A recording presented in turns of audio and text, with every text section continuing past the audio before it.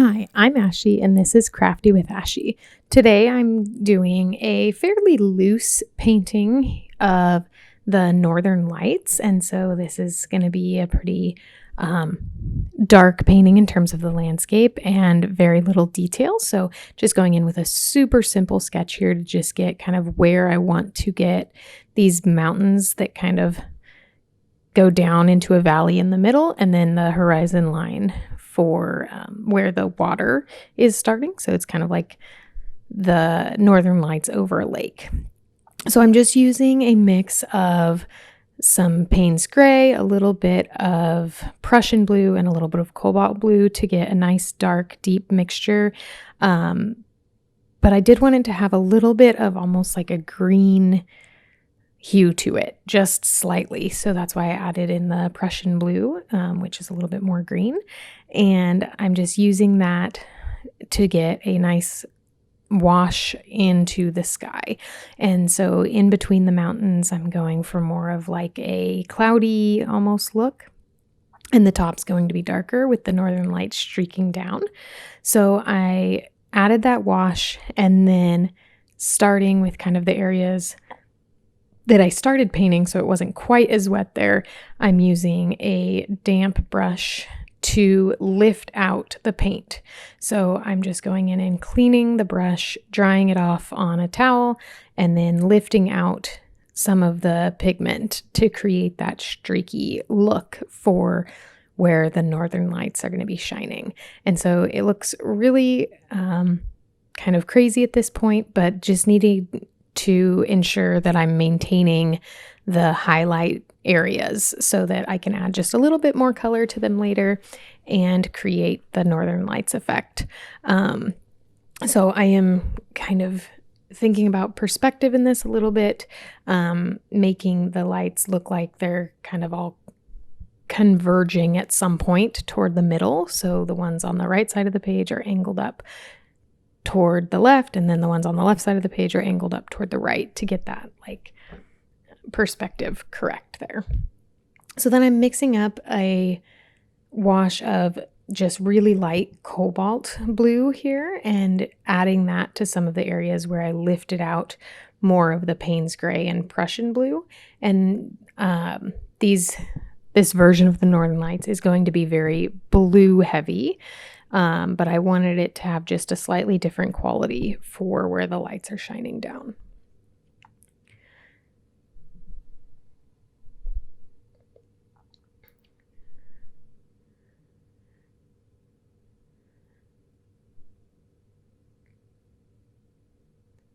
So when I'm adding in the cobalt blue, I'm really just kind of flicking the brush up to try to get like a feathery soft edge at the top instead of a hard edge.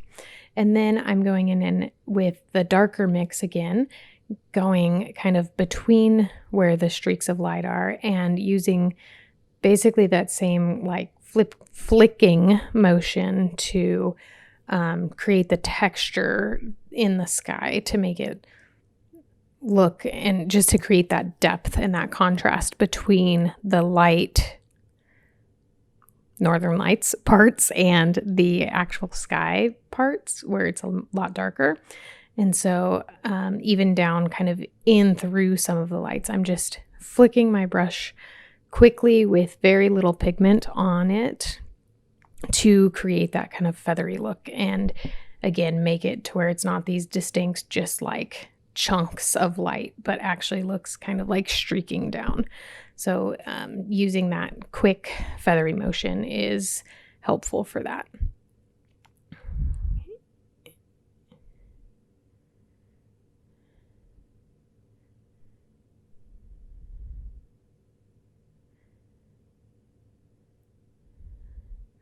So between these two areas on the right, there's just a little bit of like a swirly look that I'm going for. And so I did create definition between kind of the top Northern Lights and then the bottom ones, which are smaller and look farther back. They kind of, by doing that delineation and then making them a little smaller, it really pushes them back into the photo more, or into the painting, not photo, but into the painting more. So to create that depth.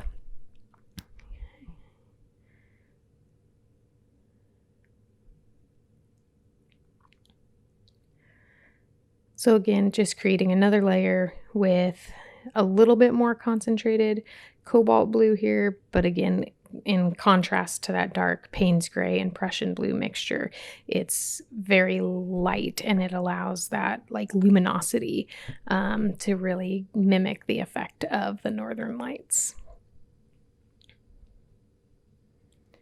And just continuing to kind of go back and forth between layering in darker pigments and actually lifting out pigment to maintain the light.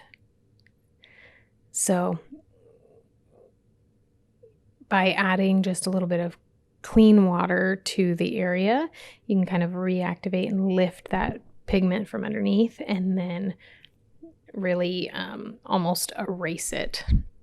So you can see I'm doing that here for this back area where it's more in the distance and it looks maybe a little bit cloudy.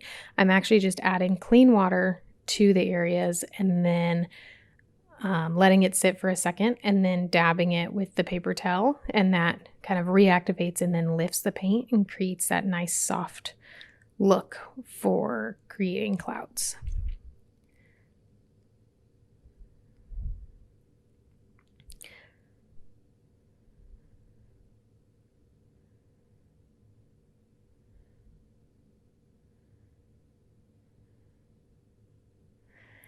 And then I go in with white gouache here and just activated that, and I am splattering just to create stars, and over the lights themselves I kind of spread any spots that I got on them out, and that does a few things. It prevents weird spots in the northern lights part where you wouldn't necessarily see them as well, but it also lightens up the lights themselves and creates just a little bit more of that like glow.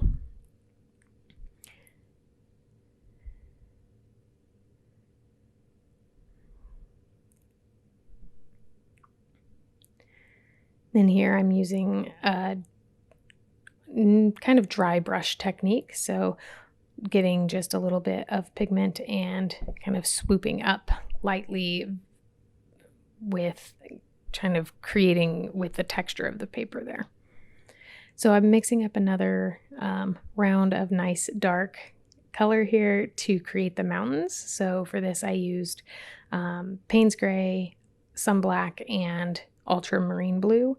And I'm just creating my first layer on the mountains here. So the goal of this is just to get the shape of the mountains as a whole. I'm not necessarily distinguishing between where the mountains are and like trying to create depth here.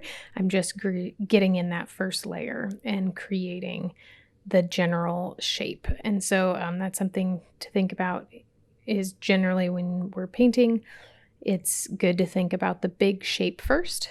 And then as you continue to build, then you start to add more and more details. But painting in the shapes first helps to maintain kind of a perspective and proportions and not get things kind of out of whack and wonky on the first layers where then you can't fix it later.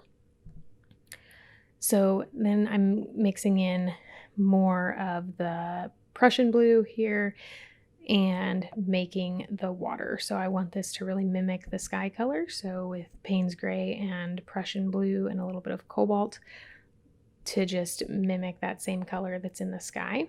And the center part, I'm using, again, dry brushing here so that I leave some of the white and pick up some of the texture of the paper. And so to dry brush, you just want to use a little bit of pigment and water on your brush and then hold the brush nice and low to the page, almost parallel, and just drag the bristles across. And then as I continue to build up, I'm adding kind of ripples on this highlighted part by doing, with the very tip of my brush, some strokes and then dry brushing some more. And then I'm using my same lifting technique with a damp brush to create the reflection of some of the lights on the water. So these are more vertical strokes versus the horizontal strokes that create more of the ripple effect and how the light shines on the ripples.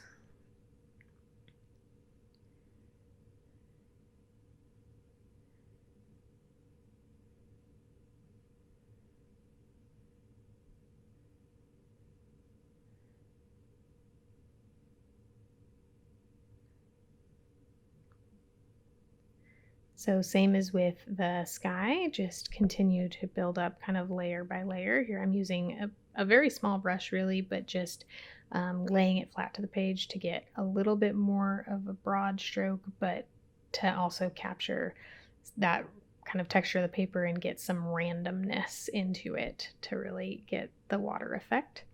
And continuing to lift to keep those highlights for the reflection of the lights on the water, and just softening over time here with some clean water and a paper towel and kind of blending out the edges here and there.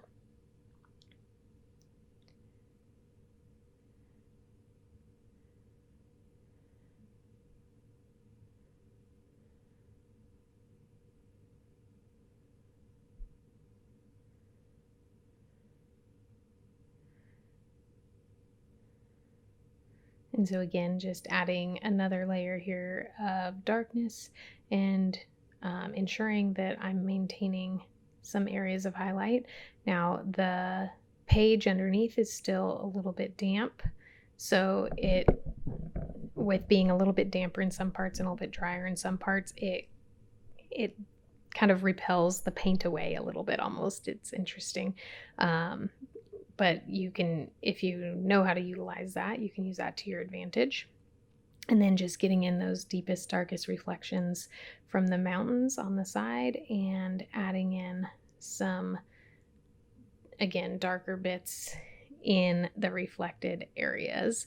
And then going in with some more cobalt blue here to pick up on the color of the lights in the sky, and just maintaining that cohesiveness of the painting.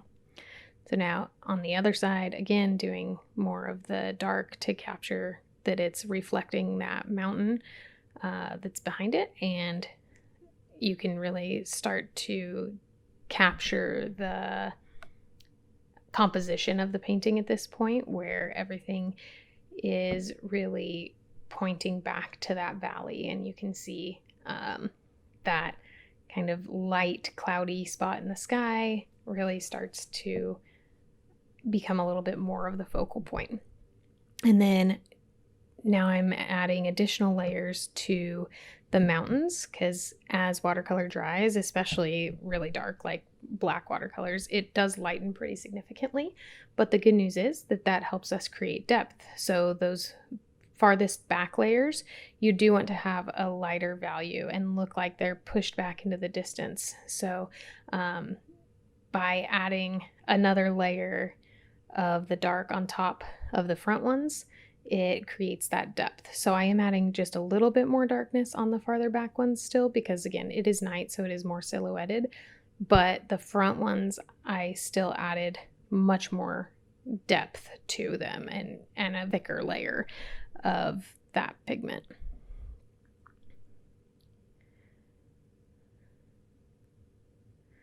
So now I'm just touching up some areas of the sky that I wanted to be a little bit, have a little bit more color in them, and just kind of pull that section of lights forward in the sky and really define that kind of, I don't know what to call it, little swoosh in the sky.